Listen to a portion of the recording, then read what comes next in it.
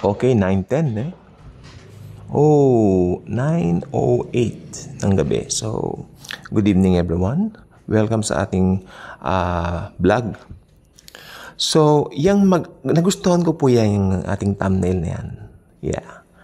Sa Great Tribulation, talagang magdidesisyon ng mga tao eh. Alam niyo po bang isa sa mga napansin ko sa Diyos, sa Panginoong Hesukristo, mahalaga ang desisyon sa Kanya eh. Kasi hindi tayo ginawang robots. Hindi tayo ginawang disusi. Hindi tayo ginawang do this, do that, do anything na ganito, ganyan. Hindi. Free will. Ito yung isang salita lang sa English, choice. Merong choice ang bawat tao. Kaya tumanggap sa kalooban ng Diyos. Ito po yung walang iba kundi yung pagtanggap sa libreng regalo, alok ng kaligtasan, o tanggapin yung opposite, yung alok na regalo ni Satanas. Aba, tandaan po ninyo, si Satanas man ay nag-aalok din ng regalo para pumunta sa impyerno ang tao. May regalo rin yun. Bakit kaninyo? May mga temporaring pleasure na iniaalok ang demonyo, ang diablo. So, talagang makikita po natin dito. Napag-aralan ko ngayon lang, yung choice, pinapagana sa Diyos at pinapagana rin sa demonyo. Ang masaklat nito, yung mga naiwan sa rapture, talaga pong nakakadurog ng puso.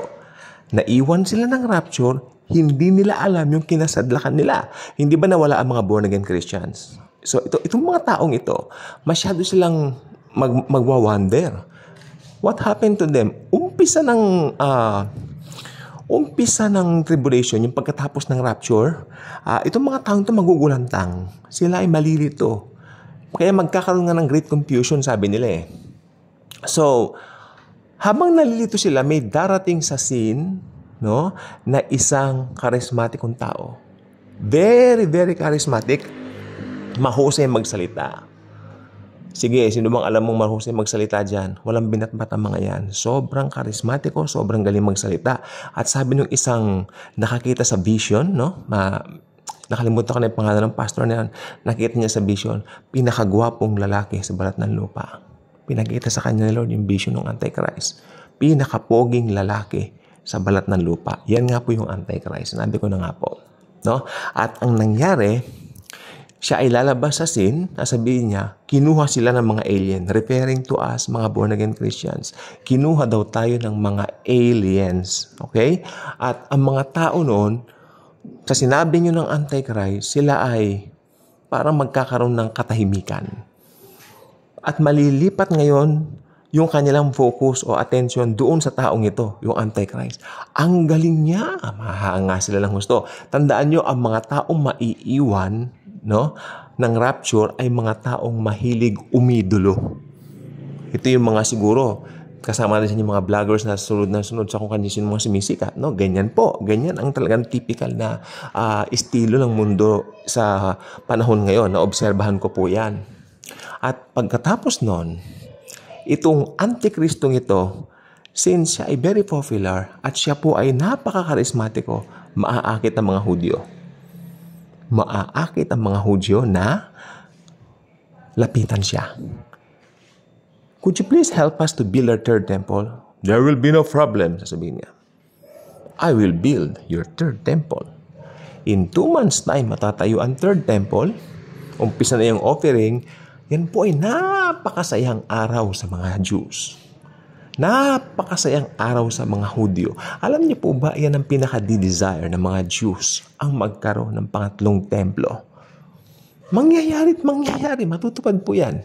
Pero hindi na nga po natin makikita sapagkat we were raptured that time already. Nakuha na po tayo ni Jesus.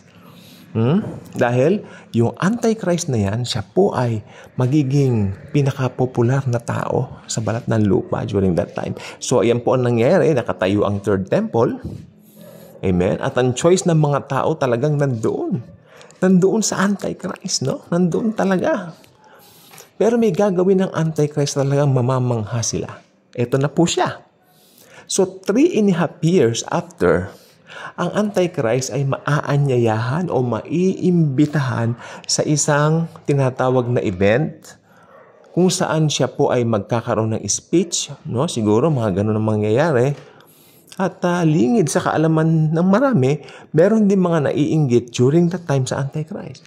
At ang Antichrist po, makinig mo mabuti, ay kanilang papatayin. Basahin niyo po sa Revelation chapter 13 verse 3. Magkakaroon siya ng sugat. So ang Antichrist, walang ginawa kundi magmimik. Alam niyo ibig sabihin ng magmimik sa Tagalog? Gayahin ang Panginoong Hesukristo. Sapagkat ang nasa likod ng Antikristo ay walang iba kundi ang diablong si Satanas. Okay?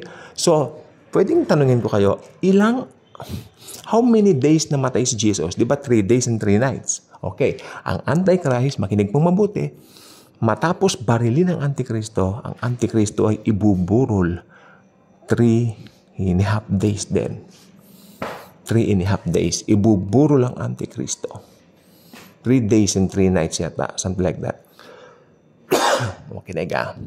Habang nakaburol siya, siyempre, ang buong mundo nagluluksa. Parang yan na nga lang ang kanila naging hope. Natsugi pa, nategi pa.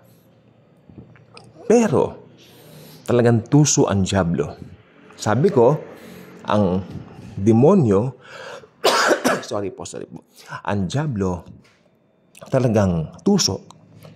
Ginagaya talaga niya yung mga pangyayari sa buhay ng Panginoong Hesus. 3 days and 3 nights, Jesus napatay. Di ba? After siya i-crucify, namatay siya 3 days and 3 nights. Ganon din ang Antichrist. Pero si Antichrist, malamang ibuburo nila yan. Sapagkat merong grand event ang diablo na gustong gawin at ipakita sa tao. After 3 days, ang Antichrist, makinig po mabuti, high-tech na po ang panahon. May mga Facebook Live, YouTube Live, nandyan nakapaligid. Biglang babangon ng Antikristo sa pangalan at kapangyarihan ni Satanas. Ang Antichrist ay tatayo mula sa kanyang ataol. Mamamangha ang buong mundo. Eto na po. Yan po ang magiging lisensya para ang Antikristo mag-require ng something sa mga tao. Makinig po mabuti, una hinahangaan lang siya. Pero this time, hindi lang siya hinahangaan. Okay? Talagang nagkakaroon na ng attachment yung mga tao sa kanya. Okay, that's it. At ang Antikristong ito, mula sa kanyang pagbangon sa mga patay, ay didiretso at tutungo doon sa third temple. Papanik sa pinakamataas na bahagi nito at sasabihin, I am the Almighty God. I am God Almighty. Worship me. Yun ang sinasabi ko. Yun ang plano niya. That's it. That's it. Pero, ito naman sasabihin ko sa inyo. Ang mga Hudyo po ay may sense of God. Alam natin yan. Hindi nga lang nila pinaniniwalaan si Jesus as Lord and Messiah. Pero may sense of God ang mga Jews. Okay? Karamihan ng Hudyo hindi papayag. Nope. You're not God. You're the devil. Alam nila yan. Kaya ang gagawin ng Antikristo, yung mga ayaw, ito na po, mga ayaw magpatatak sa aking pangalan, yung ayaw sumamba sa akin, ipatugis, hanapin kahit saan. That's why these people will go to Petra. Nakita yan ng aking auntie nung siya po ay pumunta sa Israel. Nakailang beses din po silang pumunta roon. At ang Petra ay napaka-gandang place sa litrato. Pinakita niya, binidyo pa yan. Nag-video sila doon, pumapasok sila doon sa may mga kuwebang mga bato. Alam niyo bang walang papasok doon maski isang kotseng maliit lang pwede, pero mahirap nang alisin so hindi pinapasok ang mga kotse. So pwede magtago doon ng mga tao. Kuweba siya. Makakapagtago doon ng mga Israelita sapagkat hinulaan niya ng banal na kasulatan. Okay. Kaya sabi niya sa thumbnail natin, may choice, hindi ba? Pero, ito na ang masaklap. Yan, choice nila, maglilid yan para magpatatak sila sa Antikristo. Kasi meron din talaga magpapatatak. So sad. Kasi takot silang mapugutan ng ulo eh. Ano nila? Ayaw nilang mapugutan ng ulo. That's why, magpatatak na lang sila. Hindi nila alam yan. Pagpapatatak na lang yan, pagtungo yan sa impyerno, it will be too late pag nasa impyerno na sila. Late. Wala na. Tapos. Tapos na ang pag-asa. So, ang lesson natin ngayon na makikita dito is this. Habang may panahon pa, hanapin mo ang Diyos. Kung ikaw na nakikinig nito ay unbeliever at hindi mo kilala ang anak ng Diyos na si Jesucristo, start to search for Him. Yan ang cellphone, yan ang gadgets. Google. Come on, let's read the Bible. Download the Bible. Dati go and buy a Bible. No, hindi.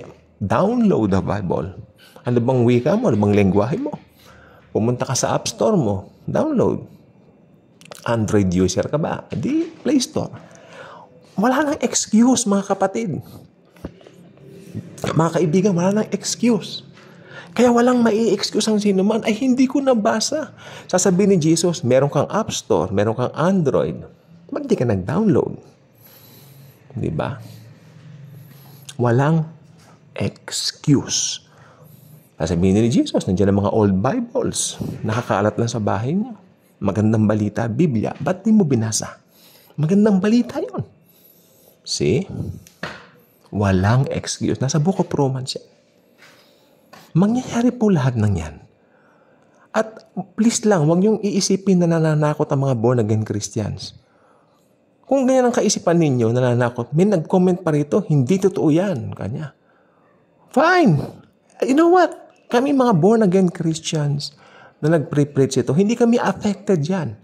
Kayo ang affected. Hindi nyo kami mapagmamalakihan of rejecting the message, the gospel. No. Sapagkat ito, nandito kami para po sa inyo kasi mahal namin kayo. And yet you will react like that, comment on the comment section like that, parang kayo pa nagmamalaki. Alam niyo, pag napunta na kayo sa hell, wala na pong atrasan yan. There's no way out in hell.